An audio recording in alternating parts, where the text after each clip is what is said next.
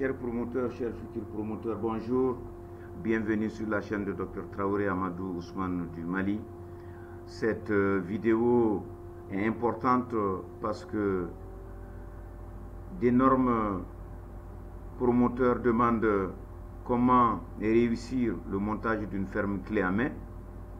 Cette vidéo est une première et d'autres vont suivre pour expliquer à ceux qui souhaitent se lancer dans cette activité comment s'y prendre. D'abord, avoir une ferme sécurisée, mettre en place une étable qui respecte les normes et le système doit s'adapter au milieu tropical, donc un bâtiment qui est bien aéré, qui est bien haut, bien ventilé et dans lequel ni le soleil ni les pluies ne pénètrent. Le système linéaire à cornadis avec mangeoire et abreuvoir suspendu est un modèle que nous conseillons à ceux qui souhaitent le faire.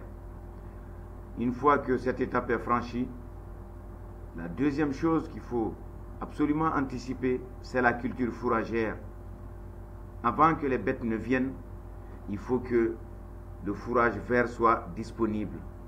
Et dans ce domaine, avec presque une bonne vingtaine d'années d'expérience, nous conseillons le Miscanthus giganteus ou herbe à éléphant.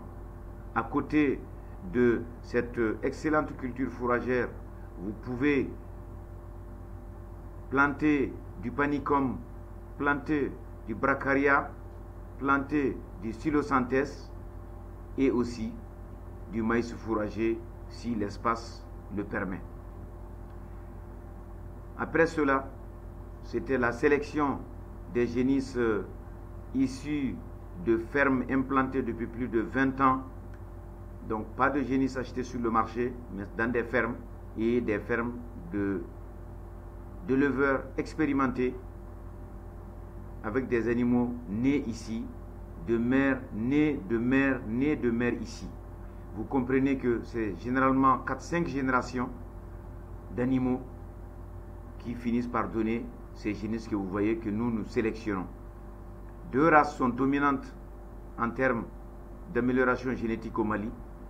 La race montbéliarde pied rouge, robe rouge, couleur rouge si vous voulez, et la race Holstein, pied noir, noir ou de robe noire.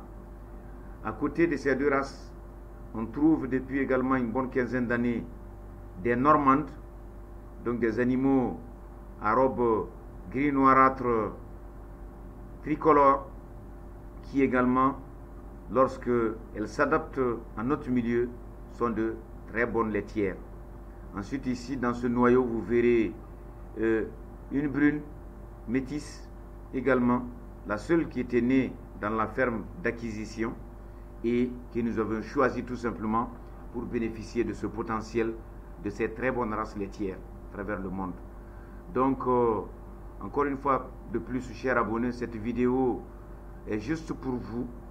Vous partez d'un terrain nu, vous bâtissez une étape, vous labourez une superficie, vous mettez une culture fourragère adaptée à votre système et ensuite vous sélectionnez les animaux, vous les installez.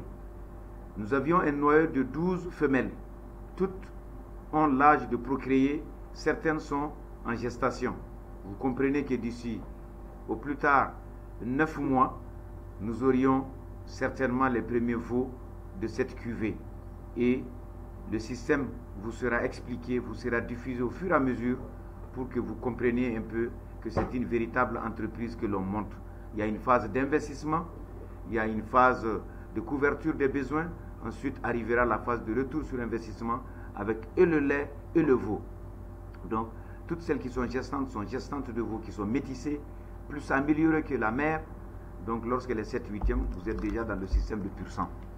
Encore une fois de plus, chers promoteurs, nous vous diffuserons d'autres vidéos de l'étable, de la méthode pour adapter des animaux qui arrivent dans un nouvel environnement à l'étable. Également, nous vous donnerons des conduites de l'alimentation, comment nourrir les animaux lorsque vous voulez faire de la performance. Ici, vous avez une normande tricolore, vous avez la brune qui est là, ensuite la Holstein Pied Noir et les Montbéliards qui sont plus tout simplement en train de consommer du son de blé moulu. Donc, chers abonnés, encore une fois de plus, première vidéo pour vous montrer comment on monte un système de ferme clé en main. Je vous souhaite bon courage, plein succès et à très bientôt. Merci.